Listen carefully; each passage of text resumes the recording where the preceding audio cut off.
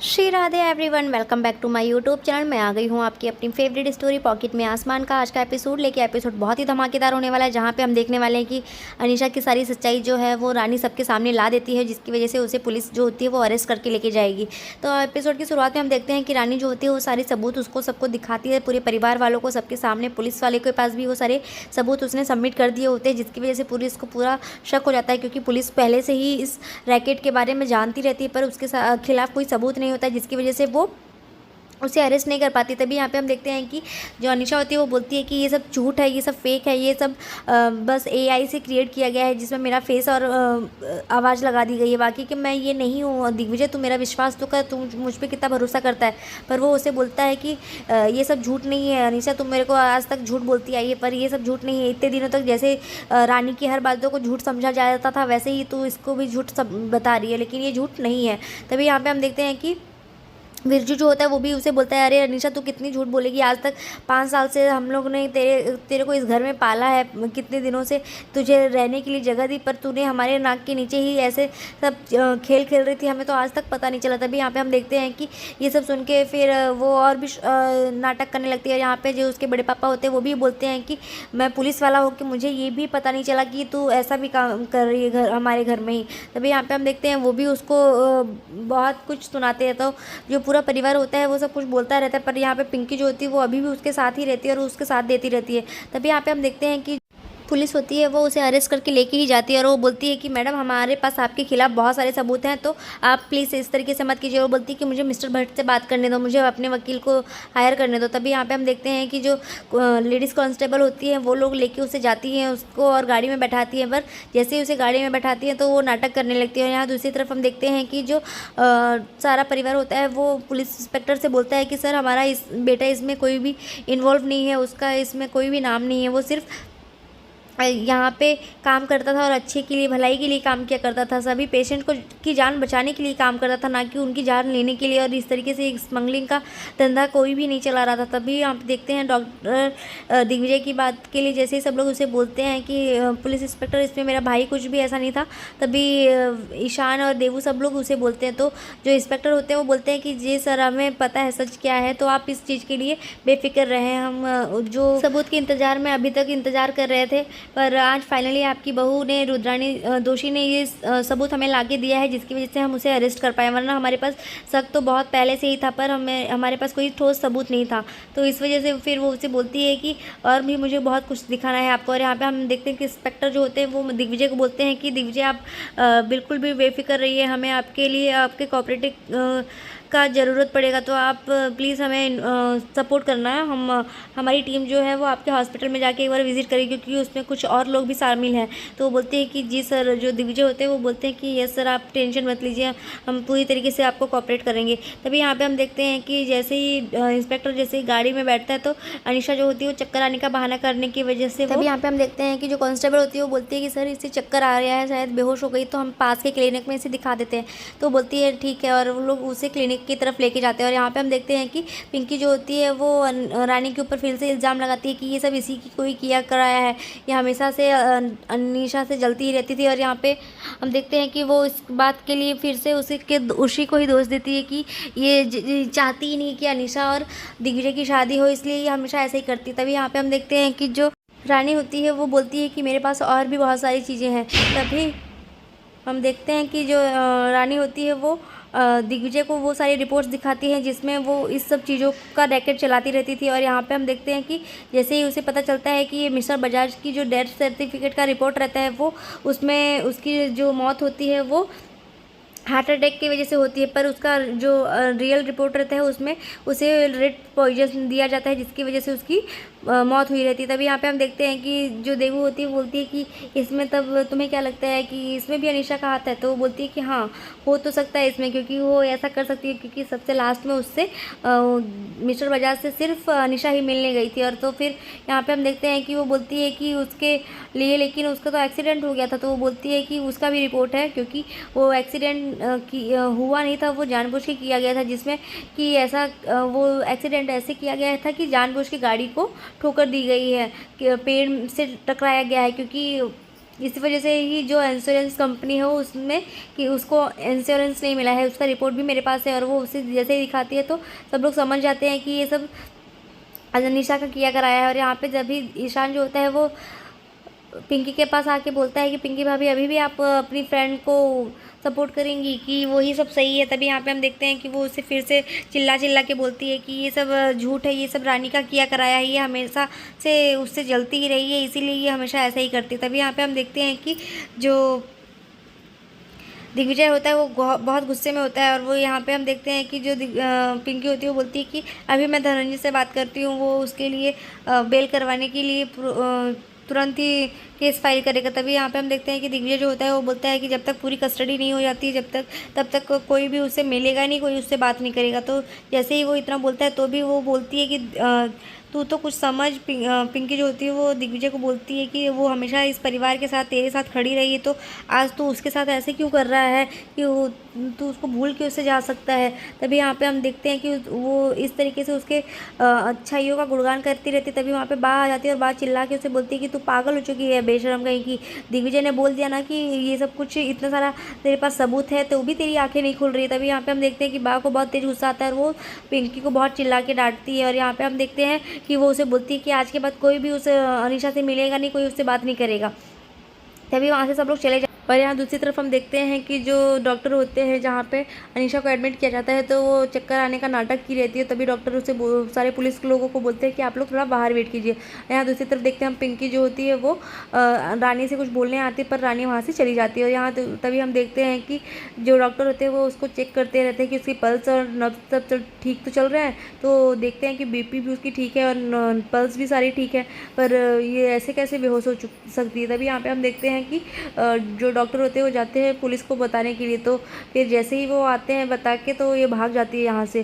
और जैसे ही वो भागती है तो पुलिस देख के शॉक रह जाती है कि ये कहाँ चली गई। और यहाँ पे हम देखते हैं कि वो वहाँ से उतर के भाग जाती है और छुप के एक कचड़े की बोरी में छुप जाती है। और यहाँ पे सारे पुलिस वाले जो होते हैं वो उसे ढूंढने की कोशिश करते हैं पर वो किसी को मिलती नहीं है। तभी यहाँ पे हम देखते हैं कि जैसे ही पुलिस वहाँ से हट जाती है, कांस्टेबल वहाँ से हट जाते हैं तो वो वहाँ से उठ के निकल जाती है। और जैसे ही वहाँ से वो निकलती है, जैसे ही देखती है तभी वो कुछ निडल जैसा लेके निकलती है क्योंकि उसे पता था कि उसे गाड़ी को पंचर करना है। और वो चुपके से वहाँ से निकल के आके गाड़ी पुलिस की गाड़ी जो होती है वो उसे पंचर कर देती है क्योंकि उसे ऐसा पता है कि अगर वो वहाँ से निकलेगी तो फिर पुलिस अगर उसे देखेगी तो फॉलो करने लगेंगी, इसलिए वो वहाँ से निकल जाती है। और जैसे ही वो गाड़ी को पंचर करके वहाँ से निकलती है तभी जो पुलिस होती है वो जाके देखती है कि गाड़ी कैसे पंचर हो गई। और यहाँ पर हम देखते हैं कि अनीशा जो होती है वो ऑटो में बैठ के निकल जाती है। तभी यहाँ पे हम देखते हैं कि जो पुलिस होती है वो सारे टीम को अलर्ट कर देती है कि कोई भी गाड़ी यहाँ से पास ना होने पाए। और यहाँ पे हम देखते हैं कि जो अनीशा होती है वो वहाँ से डायरेक्ट ध्वनि की स्कूल में जाती है। और यहाँ दूसरी तरफ हम देखते हैं कि जो रानी होती है वो मिस्टर लाल से बात करती है कि सर आपकी ही हेल्प की वजह से अनीशा आज पकड़ी गई है। और तभी यहाँ पे हम देखते हैं कि पिंकी जो होती है वो बहुत चिल्लाते हुए वहाँ आती है और वो उसे बोलने लगती है कि तुमने जो किया है वो बहुत गलत किया है।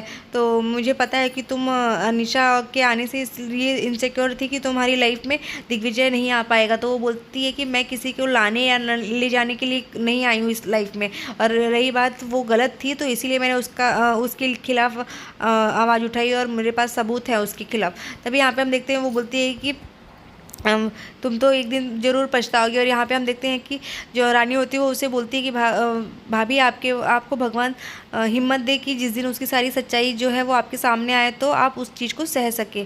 तो यहाँ पे हम देखते हैं वो उसके बाद वो उसे बोलती है कि मुझे अब लेट हो रहा है, मुझे ध्वनि को लेने स्कूल जाना है। और यहाँ दूसरी तरफ हम देखते हैं कि जो दिग्विजय होता है वो भी सारे जो अपनी सर्जरी होती है वो मिस्टर पटेल को फॉरवर्ड कर देता है कि ये सारी सर्जरी अब मिस्टर पटेल करेंगे। और उसे कुछ दिनों के लिए वो बोलते हैं कि मुझे बिल्कुल फ्री होना है क्योंकि अभी वो सारी इन्वेस्टिगेशन चल रही है तो उस चीज़ के लिए उन्हें टाइम चाहिए होगा, तो इसीलिए सारी सर्जरीज जो हैं वो डॉक्टर पटेल करेंगे तब तक के लिए। और यहाँ पे हम देखते हैं कि उन्हें सारी अकाउंट्स की डिटेल्स और मेडिसिन की जो भी सारी डिटेल्स है वो सब चीज़ें देखनी होती है।